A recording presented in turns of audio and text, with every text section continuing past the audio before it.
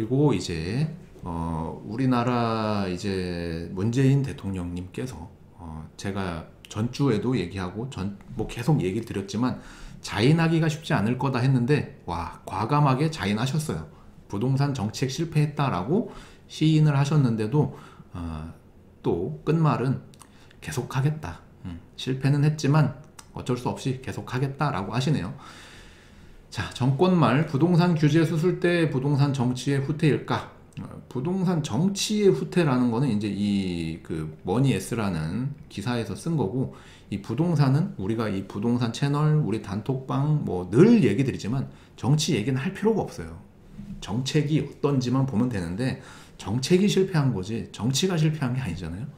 정책이 실패한 겁니다. 정책이. 네. 보유세 완화 나선 당정 민주당 내부조차 회의적, 그리고 실수요자 부담 증가 시세 차익 대비 미비, 뭐 이렇게 제목들만 볼 거거든요. 종부세 논쟁 대안 없나, 뭐 A씨가 뭐 집을 샀는데 그게 뭐 부담이 된다라는가, 뭐 이런 얘기들이 쭉 담겨 있어요. 그리고 부동산 양도세 손질 나선 그리고 완화 시 매물 쏟아질까, 재고주택 풀릴 것 집값 안정 기대, 정책 근간 흔들려 다주택자 특혜 주장 충돌 뭐 해가지고 송영길 더불어민주당 대표님이 이제 송영길 민주당 대표님이 되셨는데, 이분이 내세우는 것 중에 하나가 무주택 실수요자를 대상으로 주택담보대출 비율을 90%까지 완화. 와우. 이 무주택자가 굉장한 특혜가 될 수 있는 거잖아요. 90%까지 LTV를 완화하겠다. 근데 7월부터는 DSLR을 적용하겠다. 이게 그러니까는 잘 좀 조율을 하든가 해야 되는데 자꾸 혼돈이잖아요. DSLR을 풀어주든가 아니면 LTV를 풀어주든가, 뭐 풀어줄 거면 확실하게 풀어줘야 되는데 LTV 90%까지 풀어주면 뭐합니까? DSR이 걸리는데, DSR이 더 이 대출의 기준이거든요.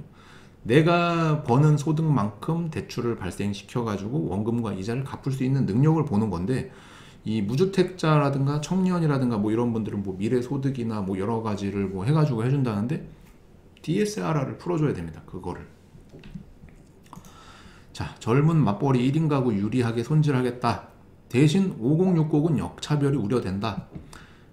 이거는 사실 전주에 영상 찍어서 이제 알려드렸지만 누구는 해주고 누구는 안 해주면 이게 되는 건 아니잖아요.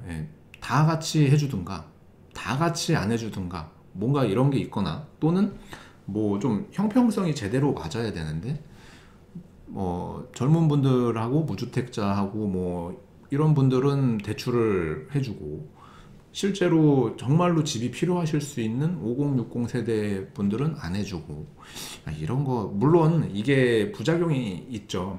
대출을 그냥 한없이 예전처럼 주택담보대출로 풀어주게 되면 뭐 집값의 70%, 80% 이렇게 풀어주게 되면은 뭐 갭 투자부터 해가지고 각종 부작용이 일어나잖아요. 그런 거를 보완하는 거지.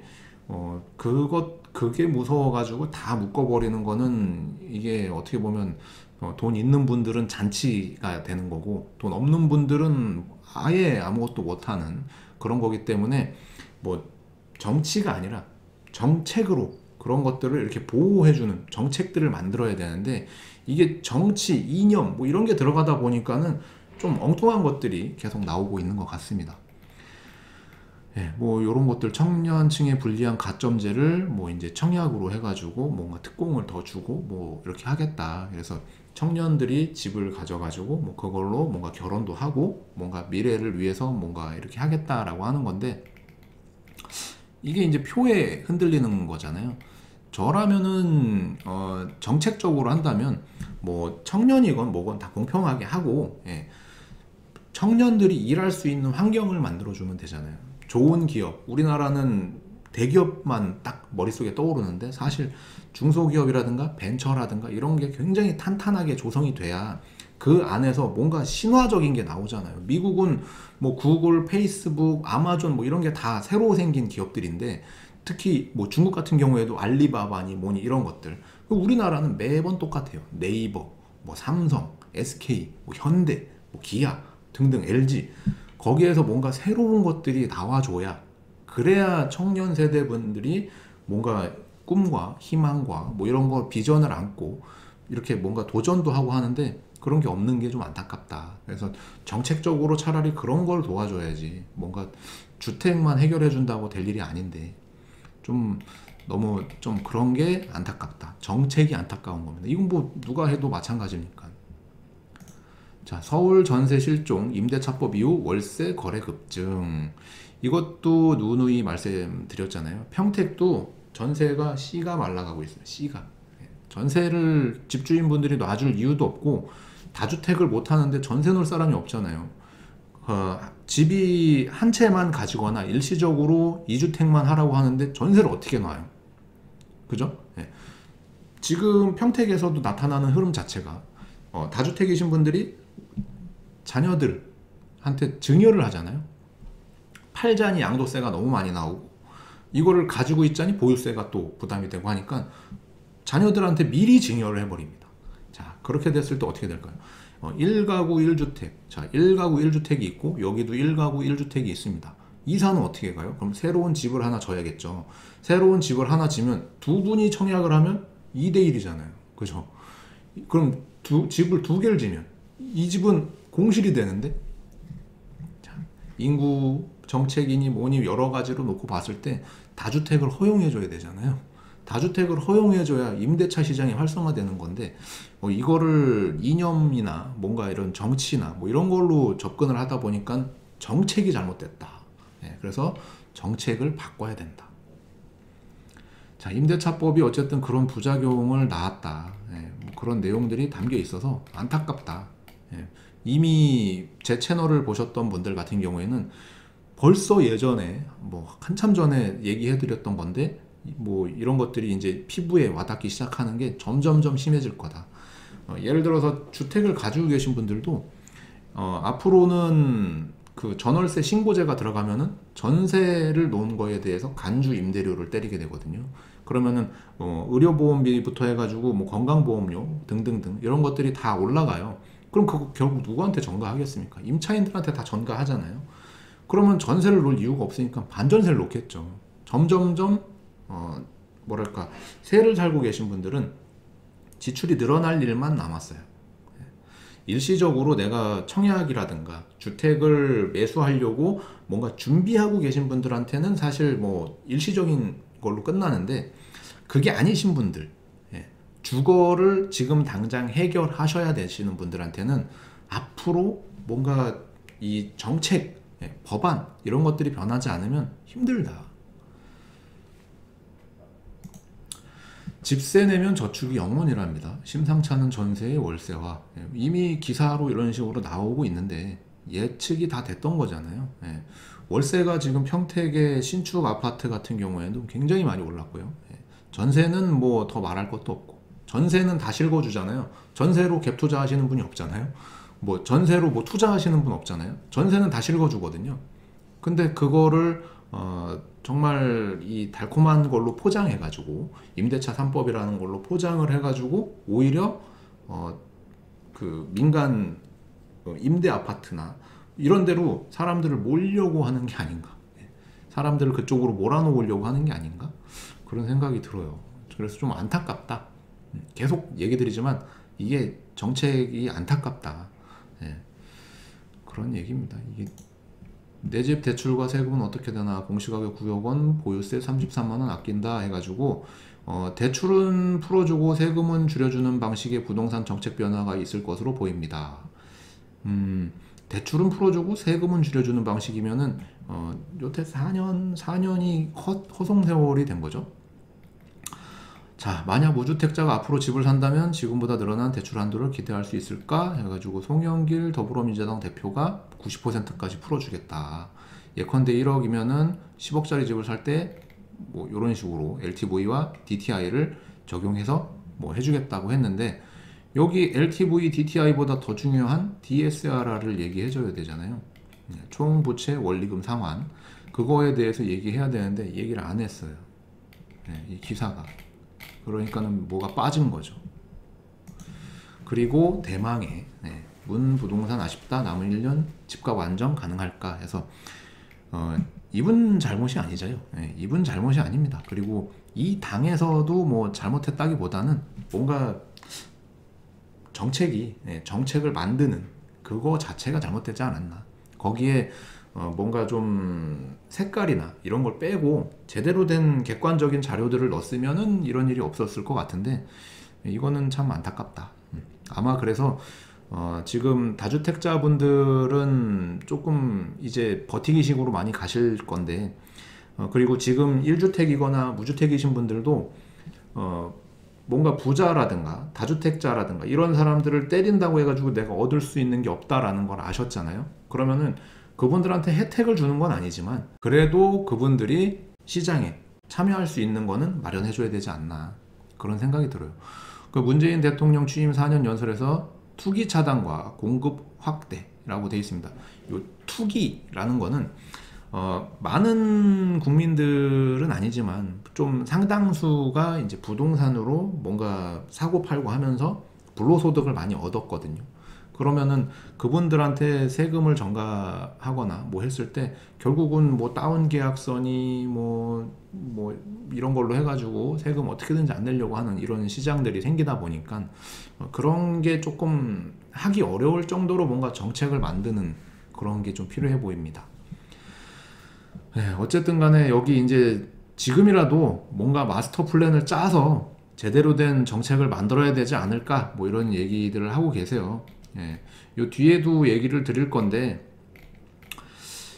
요게 좀 무주택자나 기존에 이제 1주택인데 뭔가 자리를 잘못 잡으신 분들이라든가 여러 가지로 좀 안타까운 부분이다. 그래서 문 대통령 4주년 특별연설에서 4년간 집값이 10.75% 상승, 결국 임대차 3법이 부질렀다라고 이렇게 기사가 나오는데 10.75%가 와닿으신가요?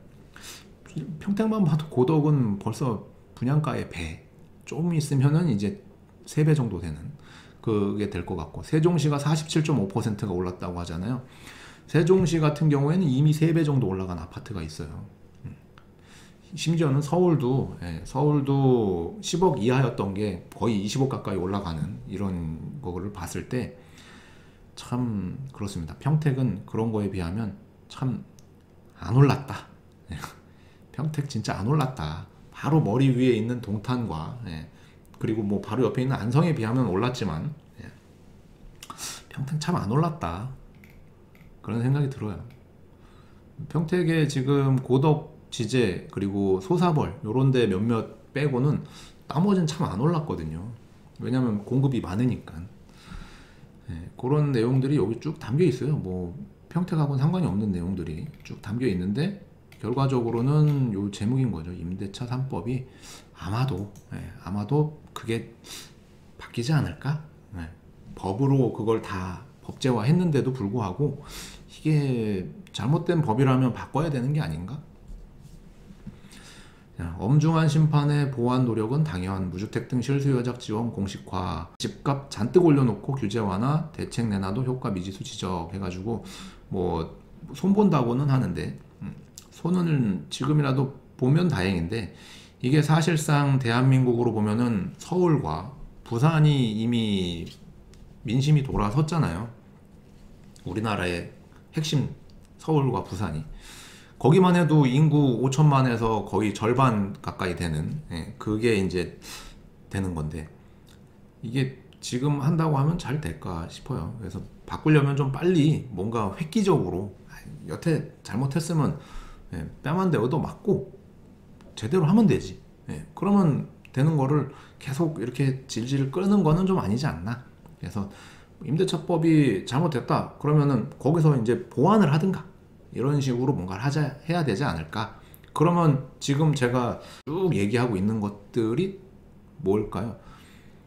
이거 뭔가 변화가 있겠구나. 변화가 있겠구나. 그 변화가 곧 우리에게는 뭔가 새로운 거를 볼 수 있는 기회가 될 수 있는 거잖아요. 뭐 이 당이 잘했건 다른 당이 잘했건 뭐 못했건 뭔 상관입니까? 어떤 정책이 나왔는데 그 정책으로 인해서 우리가 할 수 있는 일만 하면 되잖아요. 예, 집값이 올라서 기분 좋으신 분 있고, 여기 집값 잔뜩 올려놓고라는 거는 집을 안 가지신 분들을 자극하기 위한 표현인 거잖아요. 반대로 집을 가지고 계신 분들은 또 잔뜩 올랐으니까 이렇게 이념을 이렇게 넣기보다는 전체적으로 부동산 가격이 올랐고, 올랐고 과연 무주택자분들과 또는 실수요를 원하시는 분들한테는 어떤 거를 제시해 줄 수 있느냐. 그래서 뭐 대출을 풀어준다거나 뭐 여러 가지 지금 정책들이 나오고 있지 않습니까? 그래서 그런 것들을 보고 우리가 저런 정책들이 나오고 저런 것들이 앞으로 펼쳐지면 내가 이런 식으로 행동을 하면 되겠구나 라는 거를 보려고 하는 겁니다. 자, 이재명, 송영길 무주택자 대출 규제 완화에 얼마든지 가능하다라고 이렇게 해요. 벌써 여기 그 이재명 그 경기도지사님은 그 대통령 지금 후보로서 뭐 진행하고 계신 것 같아요. 이 지사는 나라 살림의 근간인 조세 제도는 최소한 공평하거나 여력이 된다면 힘들고 가난한 이들의 부담을 줄이도록 설계되어야 한다. 말은 굉장히 그럴싸합니다. 네, 말은 굉장히 그럴싸한데 뒤에 내용을 보면 이게 제대로 된 올바른 상식으로 하고 있는 건가 싶어요. 자, 하지만 현실을 들여다보면 땀 흘려 번 근로소득보다 자산을 굴려 얻은 자산소득에 대한 세금이 개인의 실거주 주택보다, 법인 보유 주택의 세금이, 주택보다 상가 건물의 세금이, 서민주택보다 고가주택의 세금이 더 적다. 이 말은 뭐냐면 주택 빼고 나머지는 다 올릴 수도 있다. 네. 지금 뭔가 이렇게 포인트를 놓치고 얘기한 거를 느낄 수 있죠. 이재명 경기도지사님이 앞으로 대통령 선거를 나오실 텐데 이거 주택에 너무 과도하게 뭔가 돼 있다. 네. 앞으로는 주택 빼고 나머지도 다 건드려야 되는 거 아니냐. 그럼 주택은 놔두고 나머지 상가 건드리면 자영업자들 다 울겠죠. 네. 그리고 뭐 법인이 가지고 있는 것들 이런 거 하면은 그 세금 결국 매수하는 사람들한테 다 또 전가시키겠죠. 이런 것들. 그러니까는 결국은 뭐냐면은 조세나 세금을 건들 게 아니라 뭔가 시장에 계속해서 활력을 불어 넣어 줄 수 있고, 그러면은 어딘가로는 돈이 몰리겠죠. 부작용도 생기고. 근데 또 반대로 생각하면 부작용이 무서워가지고 안 할 게 아니라 차라리 부작용이 있더라도 그거를 하고 그 이후에 더 다른 사람들이 혜택 볼 수 있는 것들을 해놓는 게 낫지 않을까. 그거를 부작용을 잡겠다고 다 잡게 버리니까는 지금 4년이 완전히 부동산 시장이 엉켜버린 거잖아요. 그럼 앞으로 그냥 예전처럼 시장을 다 풀어버리면 다 투기를 하겠죠. 일시적으로. 그냥 너도 나도 다 막 주택 갭 투자하고 난리 나겠죠. 근데 그 중에 이제 망하시는 분 나올 거고, 뭔가 이거 꼭대기인 것 같다 싶으신 분들, 그리고 뭐 주택에 대한 뭐 투자라든가 여러 가지를 이제 서서히 시장이 정돈이 되잖아요.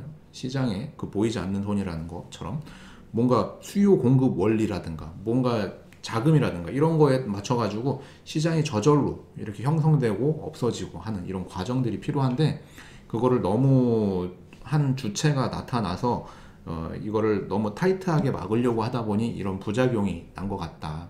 네. 서울 같은 경우에는 이제 재건축 같은 거 하면은 당연히 거기 살던 분들이 옆으로 튀면서 주변에 있는 주택 가격이라든가 뭐 전세 가격이라든가 이런 걸 다 올리는 부작용이 있지만 입주할 때 되면 다시 안정기가 오거든요. 그런 것들.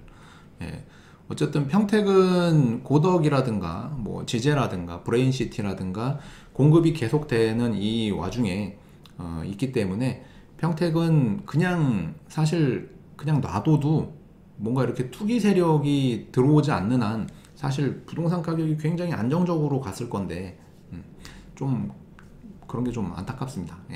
오히려 더 불지를 수 있는 여건들을 많이 만들다 보니까 이렇게 된 것 같아요.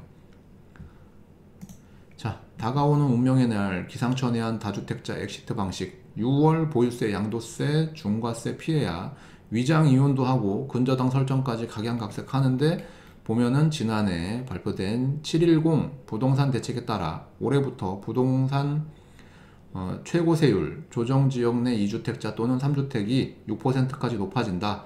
다주택자가 보유한 조정대상 지역 주택의 양도세율이 또한 70%까지 올라간다. 종합부동산세 과세 기준일 및 양도소득세 중과 법안 시행일이 앞으로 다음 달 1일이다.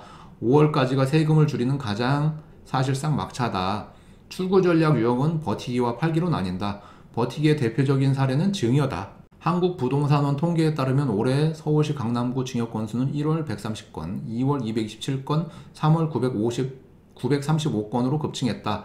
전국으로 봐도 1월 26,832건, 뭐 2월 26,000건, 뭐 3월에 44,400건 이렇게 해서 한 자녀에게 뭐 다 증여를 했다. 이게 증여가 이제 어떤 부작용이 있냐면요. 증여 받으면 그걸 몇 년 동안 못 팔아요. 시장에 매물이 없다는 얘기예요. 여기에 나오고 있는 이 증여 매물은 시장에 오늘 증여받고 내일 팔 수가 없어요. 몇 년 동안 못 나오는 매물입니다. 잠기는 거죠. 그럼 기존에 남아있는 주택들은 야, 이거를 왜 생각을 못 하는지 모르겠어요. 기존에 남아있는 집들은 어떻게 해요? 평택도 우리 예전에 전주인가? 저전주인가? 그 증여 건수가 늘어나는 걸 보셨잖아요.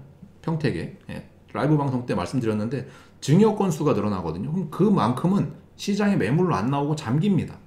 자, 헛발질 정부 거래세 중과 양도세 안 풀면 하반기 전세난 불보듯. 예, 전세 살고 계신 분들은 불안하실 겁니다. 예, 저도 전세를 살아봤지만 2년이 금방 와요. 그리고 한번 연장해서 4년도 살아봤는데 4년도 금방입니다. 아이 키우고 뭐 이렇게 먹고 살고 하다 보니까 뭐 2년, 4년은 정말 금방 오더라고요. 그 기간에 조금이라도 빨리 뭔가 거주의 안정을 찾는 방법을 노력하고 연구하셔야 될 것 같아요. 물론 청약도 넣어보시고 무주택이거나 또는 전세를 살고 계신 분들 같은 경우에 또는 뭐 경매 시장도 한번 보시고 또 주택을 어떻게 하면은 내가 합리적으로 매수할 수 있는지도 보시고 물론 집값이 고덕 지제 쪽에 굉장히 많이 올라가는 그 폭이 크지만 그 주변에도 분명히 집값이 하락하지 않고 버티고 있는 이런 데라도 어떻게든지 주택을 마련해야 되는 게 아닌가라는 그런 생각이 듭니다. 제 생각입니다. 네. 그 판단이나 뭐 이런 것들은 본인들이 이제 더 생각해 보시고 판단하셔야 돼요. 끝나지 않은 비토 지붕 뚫는 가계대출 해서 이게 경향신문에서 나온 기사인데요. 가계대출 증가폭이 뭐 사상 최대다. 네. 사상 최대다. 뭐 가계대출이 위험하다. 자, 이런 얘기가 제 다른 영상에서도 다뤘지만 뭐 그래서 가계대출이 사상 최대고 뭐 심각하고 뭐 한다는데 그래서 뭐가 어떻다는 거지?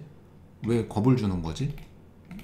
이미 대출을 받을 수 있는 분들은 능력이 있는 분들이 지금 대출을 받고 연체도 거의 안 하고 있고 뭔가 감당할 수 있는 범위 내에서 다 진행을 하고 있는 건데 계속해서 이런 기사들이 나와요. 뭐 가계대출 증가가 뭐 사상 최대다. 금리가 앞으로 뭐 계속 올라갈 거다 하면서 뭔가 느낌상 야 하지마, 집 사지마, 그냥 가만히 있어 이러는 것 같잖아요. 저만 그렇게 느끼는 걸 수 있잖아요. 그죠? 예, 저만 그렇게 느끼는 걸 수 있어서 제 생각 얘기 드리는 거고 이 영상 이 채널 자체가 어떻게 보면 제 생각을 여러분들이 그냥 객관적으로 듣기 위해서 오신 거니까 저만 그런 거니까 제 생각 얘기하는 겁니다. 야, 이게 기사로 뭔가 자꾸 뭘 야 하지마, 야 위험해, 야 하늘이 무너진대, 야 좀 있으면 곧 막 다 폭발하고 난리 난대, 가만히 있어 이러고 있는 것 같아서 아 그래? 진짠가? 싶어요. 요거 이제 전에도 한번 봤죠. 모든 제품 가격 다 올랐다, 인플레이션 오고 있다. 그 중에 철광석 값이 올라간대요. 요 앞에 인플레이션이 온대잖아요. 미국이 오면 한국도 오는데 그 중에 이제 철광석 값이 올라간답니다. 이 철광석이 뭘 만들죠? 쇠를 만들죠. 쇠를 만들고 그것뿐만이 아니라 이 인플레이션이 오면 제가 집값이 오른다고 했잖아요. 건축비가 오르기 때문에 그렇습니다. 거기에 들어가는 철근, 목재, 시멘트, 거기 안에 들어가는 뭐 가전제품, 심지어는 반도체가 또 들어가죠. 뭐 이런 기기 들어가야 되니까 모든 게 다 올라가는데 집값이 어떻게 가만히 있어요? 다 오른대잖아요. 인플레이션. 근데 집값이 어떻게 가만히 있냐고. 집값만 거꾸로 어떻게 갈 수 있냐고. 그게 살짝 이해가 안 돼요. 이런 그 뉴스에 우리가 현혹되지 않고 그나마 제 채널을 보시는 분들은 조금 한번 꽈서 보라고 하시는 그 말씀 드리는 이유가 야 인플레이션 철광석 값, 플라스틱 값, 반도체 값, 뭐 밀가루 값 뭐 등등등 다 올라간다는데 집값은 떨어진대. 저는 아니다. 저는 아니다. 야 어떻게 다 오른다는데 집값만 떨어질 수 있느냐. 집값은 더 오른다. 이 레이 달리오라는 분 많이 들어보신 분들 있을 거고 처음 들어보시는 분들도 있을 건데 굉장한 분입니다. 그냥 함축해서 말씀드리면 굉장한 투자의 거의 신 같은 분이시거든요. 자, 미 소비자 물가가 4.2% 급등을 했고 달리오 버핏 이미 인플레 증시도 버블 이렇게 나오고 있어요. 그래서 뭐 그 밑에도 다 그런 거거든요. 아시아 증시 일제히 하락했다. 뭐 미국 13년 만에 최고로 상승했다. 금리 인상 가능성을 이렇게 내보내고 있다. 이렇게 등등등 나오는데 금리를 인상하는 이유는 시중에 돈이 너무 많이 풀려 있으니까 그걸 흡수하기 위해서인 거고 인플레이션이 너무 가파르게 오니까는 그거를 조금 낮추려고 하는 거지 디플레이션을 만들려고 하는 게 아니거든요. 주택 가격은 꾸준히 우상향을 한다고 말씀드렸잖아요. 주택 가격은 어느 정권이 잡건 간에 그래서 제가 뭐 정치 얘기를 안 하는 이유가 어느 정권이 잡든 간에 꾸준히 우상향을 원하는 거지 보합이나 하락을 원하는 데는 없어요. 그 안에 정책이 어떻게 입안되고 그게 어떤 영향을 주는 것 뿐인 겁니다. 왜냐하면 주택 가격이 하락을 해서 디플레이션이 되잖아요. 주택 가격이 하락한다. 그럼 집을 아무도 안 사요. 아무도 안 사기 시작합니다. 건설 경기가 죽어요. 건설 경기가 죽으면 뭐 철근부터 해가지고 거꾸로 가는 거예요. 철근, 시멘트 모든 게 남아도 오는 게 되는 겁니다. 그걸 원하는 정부도 없고 그렇게 만들려고 하는 사람도 없어요. 갑자기 뭔가 뭐 IMF라든가 또는 미국 금융위기나 뭐 이런 대외적인 충격으로 인해 가지고 잠시 잠깐 일어날 수는 있지만 그거를 살려내려고 엄청난 정책들과 각종 뭐 이런 것들을 쏟아내거든요. 그러니까 우리가 볼 거는 주택 가격은 괜찮은 입지에 있으면 꾸준히 우상향하는 거는 이미 검증돼 있는 교과서 같은 겁니다. 이미 검증이 돼 있는 상태고 거기에서 더 튀느냐 아니면 천천히 가느냐인 거 그뿐인 거예요. 그러니까 이런 분들은 그런 걸 다 알아요. 이분이 한 얘기 중에 그 명언 하나 있어요. 다른 영상이 있는데 이분이 한 말 중에 현금은 쓰레기다 라는 말이 있습니다. 자, 그리고 요거는 올해도 집값 상승 결론 내놓고 꼭꼭 숨긴 국책연구원. 집값 상승을 정부 기관에서도 알고 있는데 발표를 했다가 삭제했어요. 국책연구기관에서 올해도 집값이 상승할 것이라는 전망치를 내놓은 것으로 확인됐다. 상당수 민간기관이나 민간 전문가들은 작년에 이어 올해도 집값과 전셋값이 오를 것으로 예상했다. 올해가 2021년도 올해입니다. 그러나 국책연구기관에서 실제 시뮬레이션을 돌린 결과 유사 예측값을 얻고도 쉬쉬하면서 공개하지 않은 것이다. 12일 정부에 따르면 최근 국토교통부 산하 국토연구원은 자체 시뮬레이션을 토대로 올 한 해 집값 상승분을 예측해 21년도 세수를 추계하는 한국조세재정연구원에 참고 자료로 제출했다.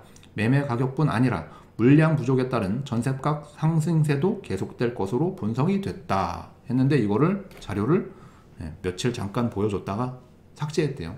이미 알고 있다. 이미 알고 있는 거고 그냥 뭐 그랬나 보다 하고 넘어가시면 됩니다. 이미 다 알고 있었던 내용.